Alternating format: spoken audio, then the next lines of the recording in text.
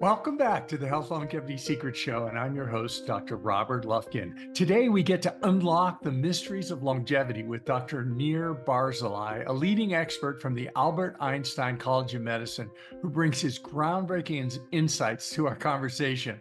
We're going to be talking about the science of aging and the quest for a life full of vitality.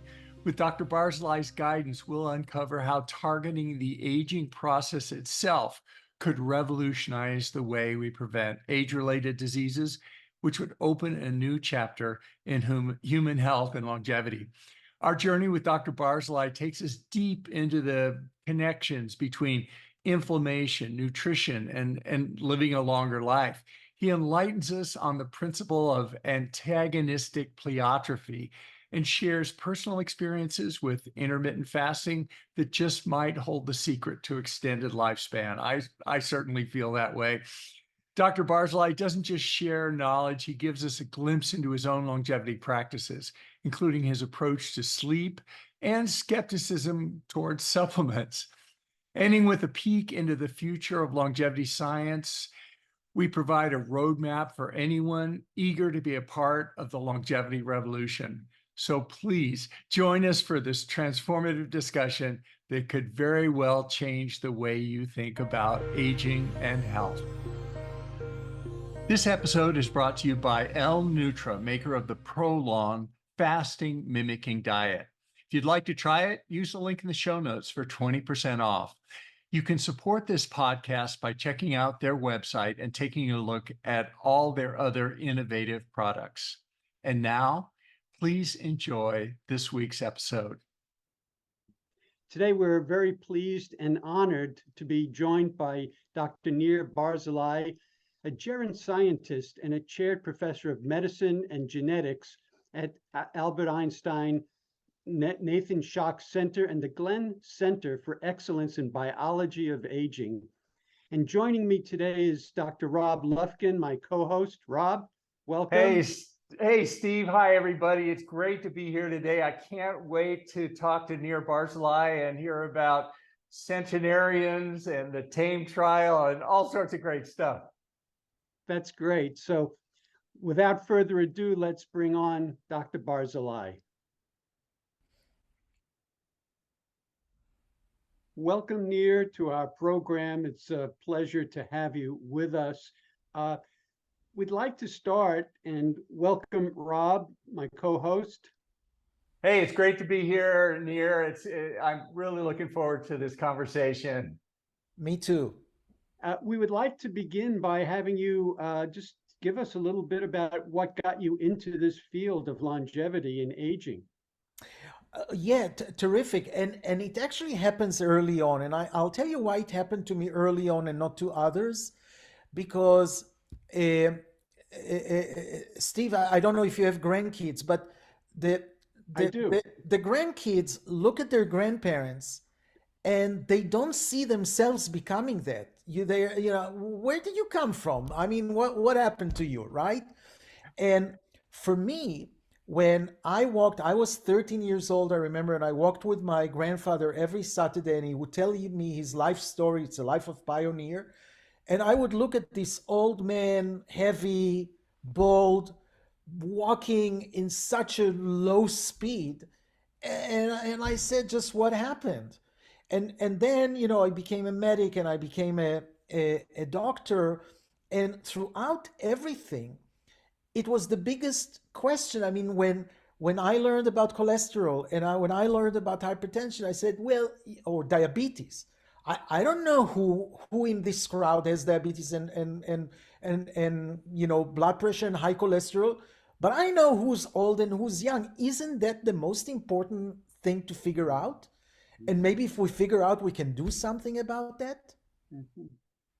Yeah, that's great. One thing I love to ask our guests is kind of what's your overall view, kind of the big picture on longevity and aging? And because surprisingly, everybody has a little bit of a different take on it. Is it just wear and tear? Is it programmed? Is it quasi-programmed? What's your take on it, Nir? So maybe let me qualify. I just talked a second ago about the fact that aging has a biology, right? Because we know who's old and who's young. But the second thing that we have to realize at this biology is what drives the age-related diseases. Okay? It's not that we got diseases and we got old, it's the other way. We got old and this aging drives the diseases. For example, you can be born with a genetic change, a genetic variance that's called ApoE4. That means that when you're 70, you're likely to have Alzheimer, and at 80, you're likely to be dead. You don't get Alzheimer when you're born or when you're 1 year or 10 year or 20 year. You need the aging biology in order to actually start the disease, so to get the disease. So this is really very important, because if we want to do something about preventing diseases, we have to do a prevention of aging. And this is what the field is trying to do. I mean, we can treat aging when it happens, but we want to prevent it. Sorry. Oh, that's me. And I just had a follow-up question to that. Go ahead, finish your thought. You can. I have a last point, but if you want to ask about that, go ahead. Go ahead. Yeah. So the last point, that is the most important point, is that aging can be targeted. Okay, we can delay aging. We can even stop it and reverse it in several situations. So and we have to do it from many reasons. We have to do it, but we can do it. So we have to move now and start doing it in humans. Yeah, an interesting point. Just to follow up on that, the underscore what you make, that we have these hallmarks of aging you mentioned, and then just the signs of aging, the gray hair, the baldness, the wrinkles, all those things that indicate that an organism is getting older. But it's interesting that the longevity, actually what determines our point of death, is driven by these chronic diseases. Like, nobody dies of wrinkles, nobody dies of gray hair, but it's when they get one of these chronic diseases that are the greatest risk factor is aging, as you say. Right, and the greatest risk, when you get the first disease, it's the greatest risk for you getting the second disease. And between ages 60 and 80, we're getting disease upon disease, a combination of bad diseases sometimes, treatments, and sometimes interaction with treatments. So this is really a bad story. Look, during evolution, 100,000 years of evolution. I know there's a lot of controversies of how many years was our evolution, but life expectancy was somewhere between 20 and 30 years, although there were some old people all the time. But in the last 150 years, we succeeded in getting lifespan. I mean, it's 76 now in the United States. It's dropping, okay? Most of the world is past 80, but we basically tripled our lifespan, and we did it by prevention, getting harness the agriculture, clean the water, sewers, immunization. There are other things, surgery. I shouldn't ignore surgery, antibiotics, right? But what did it get? What did it get us? It got us that now we have those age-related diseases, and my point is we can target them and prevent them and have aging look very, very different. Yeah, it's an interesting point you make. Just to one last follow-up on that, is that, yeah, we increased our lifespan so dramatically over the last few hundred years, but we did it through, as you say, public health measures, infectious disease things. It's interesting. Those didn't really target longevity per se, but rather public health and infectious disease and all. So even though we tripled our lifespan, the way we did it wasn't by getting at any of the basic mechanisms of aging necessarily. Like you say, there were plenty of old people back then. It's just that on the average, people don't die in childbirth or of infectious disease earlier on. There's so much we don't know. Yeah, you're absolutely right. But on the same token, some of the things that we can do have to do with things that we can do in our environment, such as exercise, right? that is crucial at any age, any sex. To exercise is crucial. Diet, which I can talk about what I mean in other time, but not being obese, for example, right? Sleep, and keeping a good mood. Those are all things that are going to affect our health substantially. And this is without talking about gerotherapeutics, drugs, right? Mhm. Yeah, Nir, I've read your comments in one place where you talk about the brain being where aging begins. Can you explain what you mean by that? Um, yes, I don't know where I wrote it, and you'll probably and probably during my career I said, the liver is where aging begins, and the pancreas. But I actually turned in my career.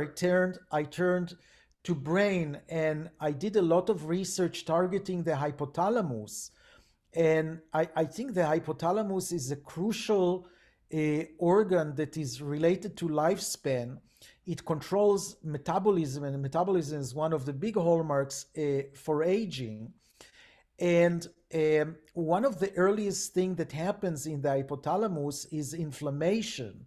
There's actually gliosis, and we are researching that. I actually have a faculty, Sandra Alexic, who's doing the MRIs on people in my study to identify this gliosis and to see the relationship. But from animal models and from human, we think that the hypothalamus could lead a lot of the aspects of aging, in particular that are related to metabolism. But the hypothalamus is important for heat regulation. It's important for reproduction. And of course appetite control. But I think in this sense the hypothalamus is very central. The hypothalamus also communicates with the rest of the brain and with the rest of the body. It's interesting that in my research I could give an insulin to animals in order to show that the insulin clears their glucose. Okay, I could give the insulin to the hypothalamus and it would do the same. I didn't need the insulin in the periphery. So it's a kind of a degenerate system, and we're arguing which is more important. But certainly the brain has an oversight of all the aspects, and there's in and out through there. Right, right. Yeah, there's so many things. Just to add that in my own research, I've done a lot of work on studying the hippocampus and its role. So I agree that there's a lot of places we can begin with in the brain. Yeah, certainly to follow up on that, the like in the in the hippocampus, that with the Alzheimer's disease and with exercise and diet and even reversal on MR scans, it's amazing that these areas of brain like the hypothalamus and the hippocampus have dramatic effects that we're just beginning to understand here. Maybe a follow-up question on the age-related diseases. Nir, how do you think the biology of aging drives these various age-related diseases that ultimately determine our longevity? Like, it's a heart attack, stroke, Alzheimer's, cancer. How does aging turn those on? What's going on? So look, the mechanisms of aging, what we call hallmarks, are in every cell. The upregulation is in almost every cell in the body, and in body that age sooner rather than later, this biology will be on all organs, but one organ will lead the aging in each individual. So if you had a diabetic mother and you're obese, you're going to get diabetes. This will be maybe the first disease. If you have genetics for diabetes, that's what will happen. If you have genetics for cancer, that's what will happen. So we individually carry the proponent to get the first disease before we get the next one. But this is determined by genetics, by the environment, but the overall mechanism that can be targeted to prevent that is aging. Mhm. Can you say a little bit about the inflammation biomarkers and how they relate to aging? Yeah, so and I guess you wanted me before to say what happens, what's my definition of aging, which is really hard. It's hard to do a consensus about it. But I think most of us agree that what drives our life uh, initially is reproduction. Okay, everything that helps reproduction is going to help us transfer whatever we had to get to reproduction to our offspring. Okay, and then evolution really didn't plan our retirement party. Okay, so some of the things that happened before might help us, and some of them might be antagonistic to us. But what happens at a certain point, let's say 50, but it's very individual, but at 50 we start going from this reproduction stage to a breakdown. And I think it's breakdown that leads aging. And I think that probably inflammation is secondary to the breakdown. There is a hypothesis of aging that's called antagonistic pleiotraphy. Never mind the name, but what it means is things that are good to you for you when you're young turn against you when you're old. Cholesterol is very important for us, for the cells, for the brain, for the gonads. But if we have high cholesterol metabolism when we're old, we know that it's not good. Okay, so one of the things that really we discovered and we kind of proved recently in one of my papers is this antagonistic pleiotraphy that has to do with growth hormone. And by the way, when I say growth hormone, there's one growth hormone, but there are many growth hormones. So I'm not really meaning the one hormone that's growth hormone, but when growth hormones are always good when you're young, okay, you have less mortality, you have less diseases. When you're old, it switches. Okay, the more growth hormone you have, the more mortality you have, the more diseases you have. And intuitively, you can understand that we, at a certain age, we don't want to spend energy on growth. We want to spend the energy on repair. Okay, and that's why some of the drugs that are we're using later on are things that are actually decreasing the growth hormones and pathways associated with it. Yeah, that's such a great point. And our audience is going to be hearing about antagonistic pleiotraphy and the hyperfunction theory from Misha Blagosconi and plenty about mTOR too. So this is all going to be tying together with them. Nir, I wanted to go back and invite you to talk about one thing you hinted at before, and that is targeting aging with nutrition. Everybody is starting to recognize that eating the right diet is healthy for a lot of reasons, but also for longevity. The question is, though, nobody can agree on what the right diet is. What is the right diet in your mind? So I'll give you my own example, and I should tell you, diets are also personalized, and people there are many 50 ways to leave your lovers. Those of you who remember this song, okay? But I'll just give you an example because this is an example that comes from my lab pretty much. And when I started doing aging studies, we used to put animals, and no matter what we were checking, our positive control was this. We took half of the animals and let them eat whatever they want. We call it ad libitum feeding.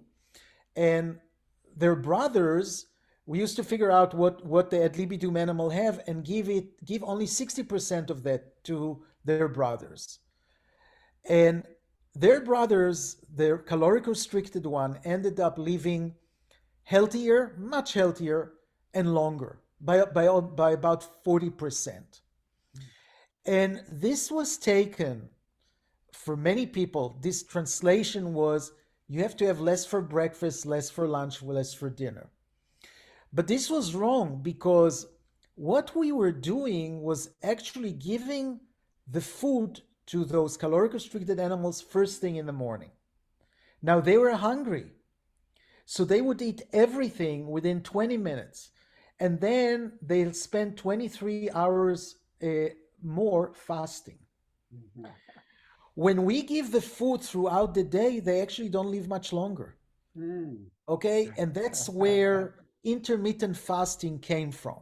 Okay, and by the way, that's what I'm doing since before COVID. Okay, so it's 3.5 years that I'm intermittently fasting, and it has been tremendous for me personally. Okay, on many ways. Initially, I lost some of the extra pounds that I had, but in many other ways, it was terrific for me. Uh, and and so basically what I do is I skip breakfast, but only don't cheat for 16 hours. And then at the 8 hours that I can eat, I basically can eat whatever I want. So it's not hard. If I'm hungry in 15th hour, I'm not going to stay an hour. I mean, if you'd give me a diet for 3 months, I could break any day, but I'm not going to break for an hour. And actually it's not a problem anymore. I usually fast for much more than 16 hours because by then I have some ketones. I'm not so hungry anyhow. Uh, so this is an example. The 16-8 has variation. People are doing it several times a week or once a week. There are people who are fasting once a week. There are people who are fasting 3 days every 4 months. There's a lot of variation of what you can do from your fasting, but I think there's a lot of support to the fact that prolonged fasting has health benefit. Also, I think overall I'm eating less.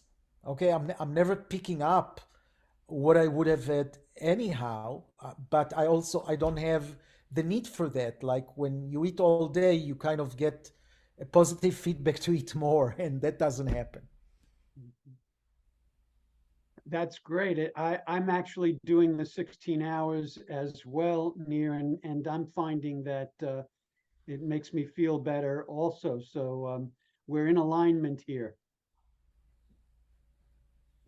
Uh, can you talk about some of the maybe surprises you have found in your research with centenarians and supercentenarians? Yes, well, uh, first of all, the opposite of the surprise would be if I found out that they got sick when all of us got sick and now they are sick for a longer time, right? That would be the least attractive. And we actually found two things. First of all, their health span and lifespan go together. In other words, they're getting diseases 20, 30 years after others are getting their diseases. So health span and longevity goes together, but there's an additional point. They have what we call a contraction of morbidity. They spend less time sick at the end of their lives. Um, that happens to be a huge part of what we're trying to do and frame it as the longevity dividend. And in our studies and also by the CDC have shown since 1993 that the medical cost in the last 2 years of life of somebody who dies over after the age of 100 is third of those who dies when they're 70. Okay, so that's a huge cost. But this is not the whole picture. In fact, there's a an economist by the name of Andrew Scott in London School of Economy that published in in Nature Aging this year or last year. He said, you're totally underestimating because it's not only that the guy is not in the hospital, okay? But what is he doing? He's traveling, he's shopping, he's buying for his grandkids. So the economical value of that is incredible. I mean, since healthcare is like 40% of expenses, the the longevity dividend is, he calculates, I think something like $380 trillion in the next 10 years. He said even 10% of that would do a lot for global warming, if you had $36 trillion for global warming. So the point is, we cannot afford not to do that. And our centenarians have shown that there's an example. We have it within our capacity. In fact, human lifespan and this is a statistical term, okay, is 115. You know, we kind of argue about that because somebody lived to be 122, but statistically, this is kind of our lifespan, and we die, as I said, at age 76 now in the United States. There's really a lot that we can potentially do for those 35, 40 years that we don't utilize now. Yeah. Yeah, that's on that on that Go ahead. same on that same note about those populations, from a psychological perspective, an emotional perspective, do you notice anything in particular about those centenarians, super centenarians, that may have to do with social contact, emotional health? Yeah, it's very difficult. Let me give you an example. Um, but I'll tell you, first of all, it's very difficult because they lived 100 years in different social circumstances every time, and it's hard for them to even reconstruct it. So how do you deal with somebody who has social construction, and you know they retire, they lose a spouse, they go to a different home, they go to another different home. Okay, there's also changes in the brain, not Alzheimer, but changes in the brain that are doing lots of things, changes in their body that feedback to the brain. So to take 100-year-old and ask him what's your social thing is a problem. So I'll tell you, I met this, you know, and many times people are saying you have to see these centenarians, because I'm not seeing all of them. You have to see these centenarians, you have to see the centenarians. Sometimes I see them. So I go to this 104-year-old person and I sit with him, and he's just lovely. He's lovely, he's reflectful, he has nothing bad to say about his daughter-in-law or, you know, anyone else. And it was just a joy. You know, I just enjoyed sitting with this guy. So I'm going out of the meeting and I'm bumping into his son.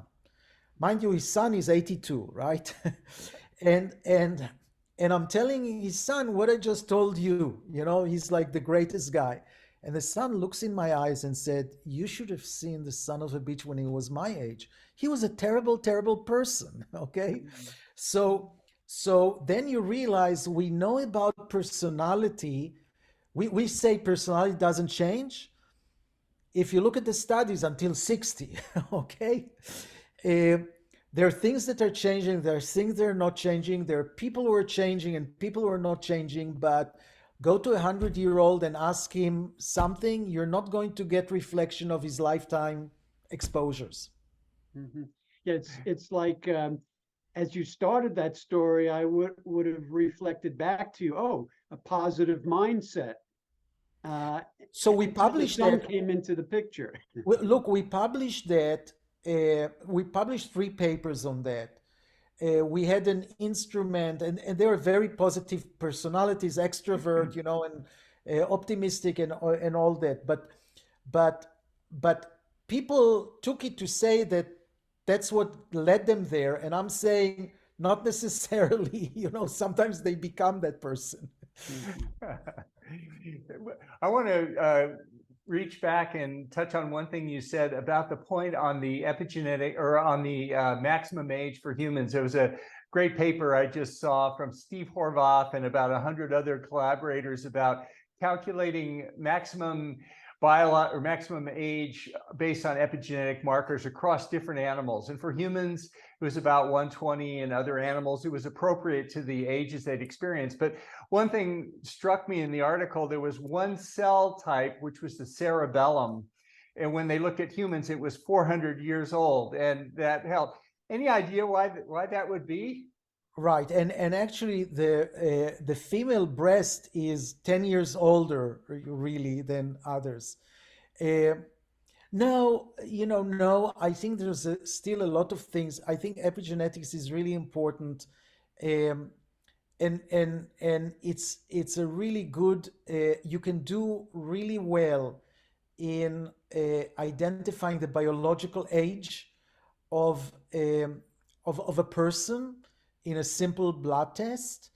Um, it's good to kind of see predictions of diseases, but the thing I'm most interested is in biomarkers that will reflect successful therapy if we intervene with aging.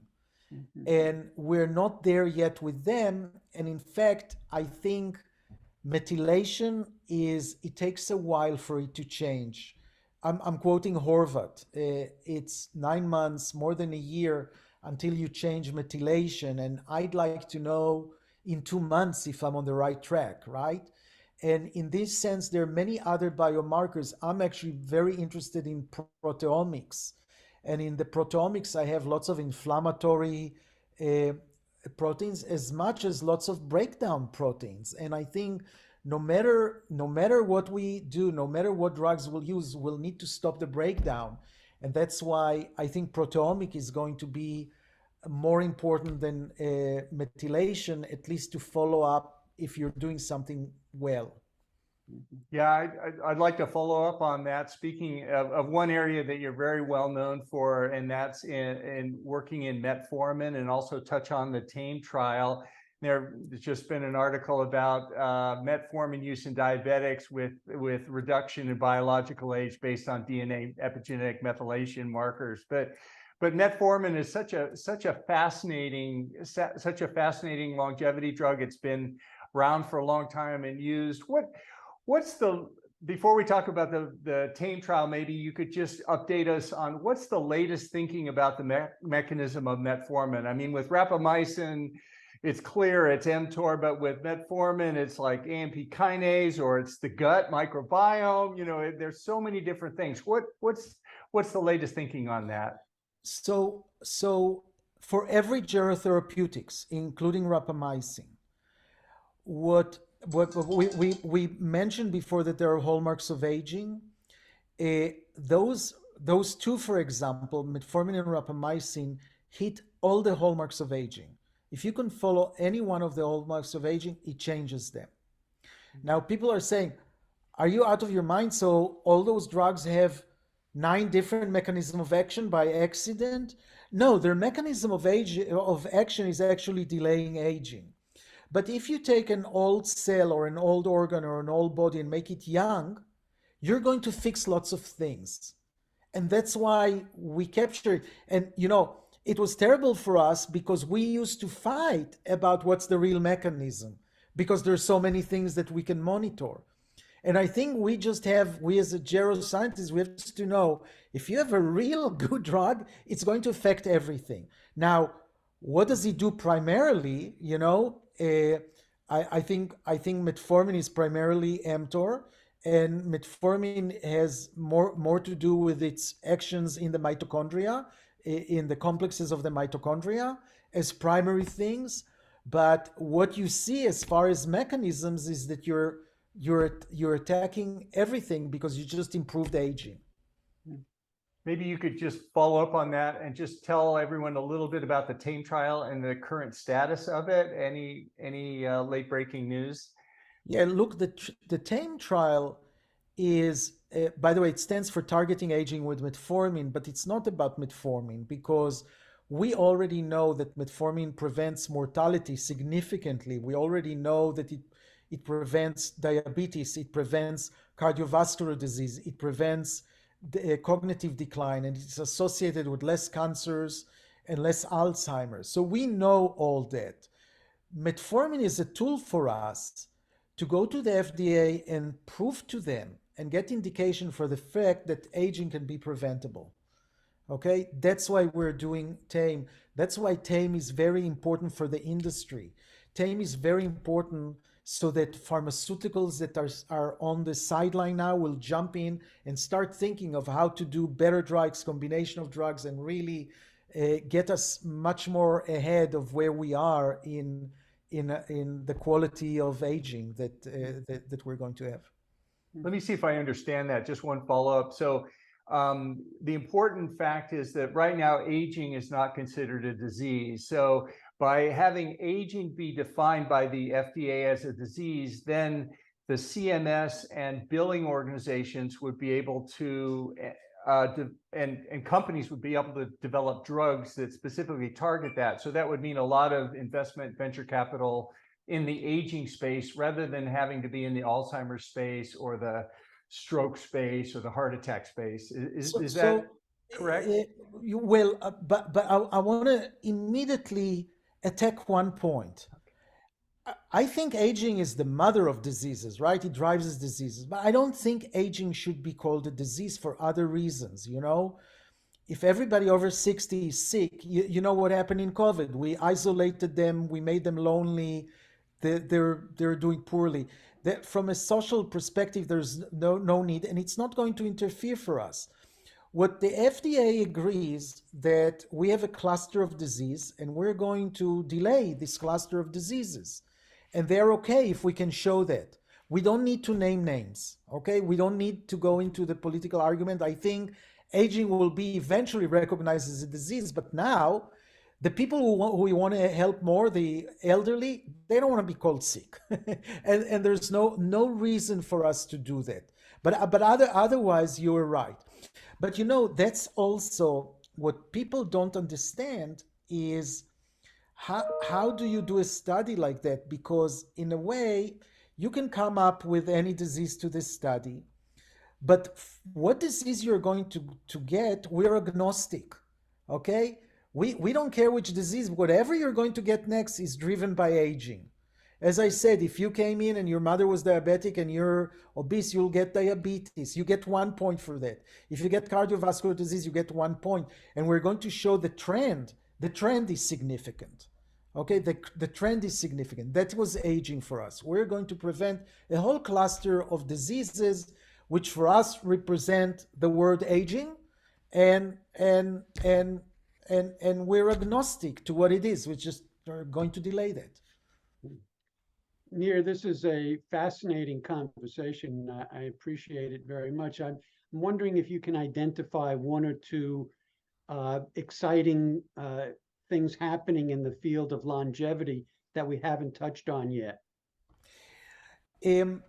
Well, there are two things that were unexpected, which is why science is so amazing. One thing is really part of my research. My friend and collaborator, Hassi Cohen, who's the dean of USC School of Gerontology, have discovered what we call mitochondrial-derived peptide. In other words, we are all talking about the genome that we have in our cells, but we also have those energy factors, mitochondria, and they're ancient bacteria, and they have their own genome. And this genome is very active, and we have hundreds of peptides that are coming from those genome are interacting with us. And this is a whole new field that is a regulatory field that is really related to aging, because when we give those peptides to a variety of animals, they live healthy and longer. And so this is something to watch out. There's another genome we didn't know. I mean, the microbiome is also an example of another genome that we ignored, right? Yeah. The second thing that has more clinical relevance is something that I heard about several years ago, and it shocked me: hyperbaric oxygen therapy. Now, we know that oxidative stress is not a major regulator of aging. Okay, we knew. It's still debatable for different diseases, but we knew that that's not a major thing. But I certainly didn't think that having 100% oxygen under pressure is going to be good for biology. But there are clinical studies that are quite convincing that shows that it's a potent treatment. And actually, I purchased a hyperbaric oxygen chamber in my lab to understand more the biology. But there are two things that changed my mind, as simply as I can say that. First of all, our blood vessels volume declined by about 40% with aging. Okay, we have less vessels, which means that there's a lot of cells in our body that don't see oxygen anymore. And if you give them several repeated treatment of 100% oxygen, oxygen will diffuse and wake up some of those cells, and there'll be functional benefits from that. The second thing is actually when you're hypoxic, when your oxygen level is low, you upregulate your biology with lots of things that seems to be good for aging. And what happens when you do those treatment with high oxygen pressure, but then go to normal, the cells feel relatively hypoxic, so they upregulate those mechanisms as well. So there's at least two mechanisms that could be of benefit, even if oxygen, I mean, the whole idea of the mitochondria coming to the cell is to protect us from oxygen and harness energy. But it's much more complex. And so I would watch it there. It's out there, it's commercial. Okay, people can get treatment, lots of indication, growing amounts of indication, but watch the cognitive decline is really impressive results in my mind.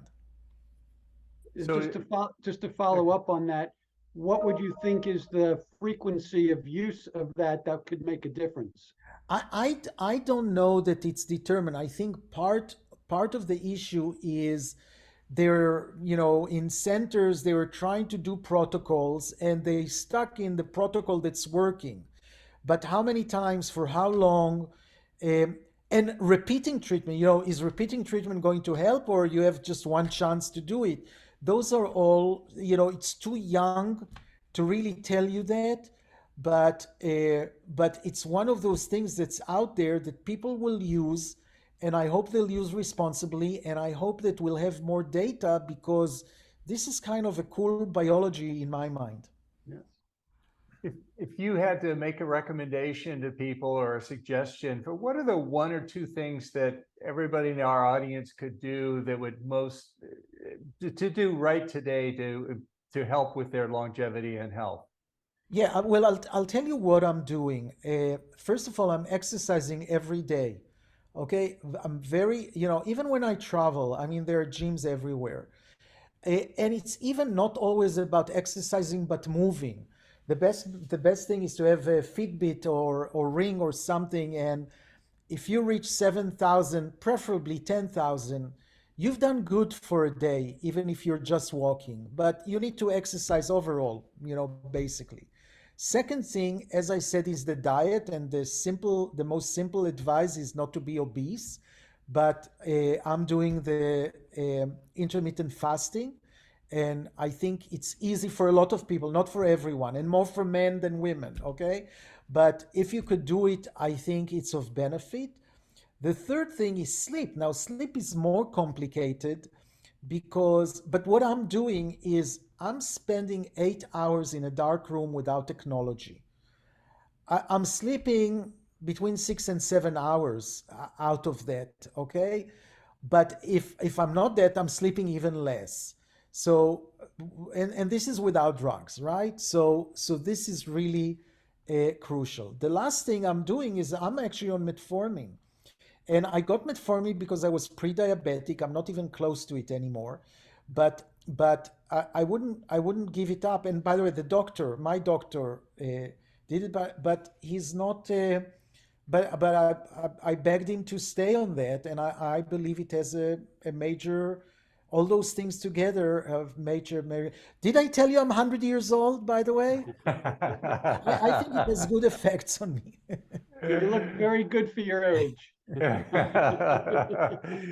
Well, you mentioned diet, Nir, and you said you were in ketosis from the fasting portion. Certainly, I didn't say that. Oh, I'm actually not. It happens that I'm not. okay. I'm not sure that. I think ketosis doesn't happen to everyone, and I'm not sure how much it's important. I think that probably the low insulin is the most important thing. I certainly don't get to ketosis, but it's a little bit complicated by metformin because it switches the acetoacetate and beta hydroxybutyric, and so I might be falsely not in ketones, but I think it's the intermittent fasting mechanisms yet to be discovered. Sure. Yeah. Nobody really knows. There's so many questions here. Well, you mentioned metformin, but any of the other drugs, acarbose, rapamycin, dasatinib, any of the other longevity drugs that you're looking at, or nutrients or supplements for that matter? I'll tell you. Okay, so first of all, about drugs, I'll tell you that I'm experimenting other drugs carefully. I take relevant blood tests before and after. So I do that, but I don't care to tell you Okay. what I do because this is for me to be educated personally. Okay. So I don't care to talk about any of those things. The supplements have I started scratching my head because my, my my line about supplement was that it's good for the economy. You know, buy a lot. It supports the economy. Because I also felt that many of the supplements, first of all, many of the supplements are okay. Many of the supplements, more supplements are even don't have what they say they have because it's not regulated. And what I started being worried now is that there's a lot of companies that are doing supplements, and those supplements are actually quite potent. And they might be helpful, but then you have many supplements that are potent and there's an interaction. And I heard a talk by a longevity doctor who did biomarkers for aging and showed two people who were on 30 supplements and their biological age has increased by 6 years. And I think so. I think now it's actually could be quite dangerous to take the supplements. And I think you just take whatever you need to take, not whatever is out there on the web. I certainly, there's one example of a Mars, the candy bar Mars. The company, which is Mars something, had a trial with 20,000 people on flavonoids, cocoa, okay? And and the results were very impressive with, 20-30% decline in mortality and in cardiovascular events and stuff like that. And I think this is the kind of data that we need. Um, and the FDA, by the way, they cannot say that that's what it does, although they did it as good as drug company would do it. But they cannot say it because the FDA doesn't allow that. My view is the FDA should open the possibility for companies getting data and safety data and outcomes data so that we can understand better what's going on. Otherwise, it's the Wild West. Yeah, that's so important. Maybe you could tell people how can we reach you on social media, and also following up your thoughts on medications for health longevity. You're involved with a new project on that may provide some of that information that the FDA is not willing to get. Yeah, so we started the Healthy Longevity Medicine Society.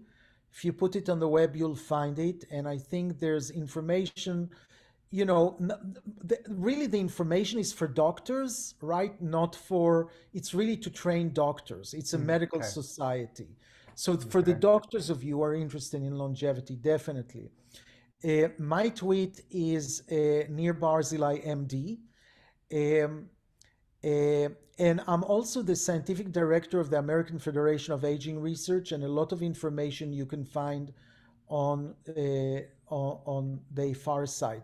I should also say another thing. I'm also one of the executives of a longevity biotech association that's trying to standardize the biotech company and get also data for the investment. If you're an investor and you say, wow, it's interesting, and by the way, people, I was just in an investor meeting in Switzerland with 150 investors, mainly multimillionaires and billionaires, that are there because they feel, the young people feel like it's before the crypto happened and they should be early on, and the old one think it's like the web. People know that longevity is coming, and they want to be early on. And what my role is basically, if you want to be there and you say, where should I be? I could match you with people who you want to talk with and get the information. But I think we should all be prepared to longer, really not longer. I meant to say healthier. Uh, by the way, uh, not everybody can afford it, so the side effect might be longer life. I don't know if it's always better for people, but certainly healthier life. Good point. Thank you, Nir, very much. We've really enjoyed our conversation with you, and thank you for the leads to where people can get some additional information. Thank you very much. Thank you very much. It was fun. Good luck. Thank you. If you are enjoying this program, please hit that subscribe button, or even better, leave a review. Your support makes it possible for us to create the quality programming that we're continually striving for. Also, let us know if there is a certain topic that you would like to see covered or a particular guest that you would like to hear from. Can I start? Is it recording? It's already recording. Oh, sorry. This is for general information and educational purposes only, and it's not intended to constitute or substitute for medical advice or counseling, the practice of medicine, or the provision of healthcare, diagnosis, or treatment, or the creation of a physician, patient, or clinical relationship. The use of this information is at their own user's risk. If you find this to be on the value, please hit that like button to subscribe to support the work that we do on this channel. And we take your suggestions and advice very seriously, so please let us know what you'd like to see on this channel. Thanks for watching, and we hope to see you next time. You should say that. No, that's good. It's for you to say it. I think that's very good. You like it? You want to do it one more time, or is that good? I think that was good. Yes. All right. You need to save the recording. Very good.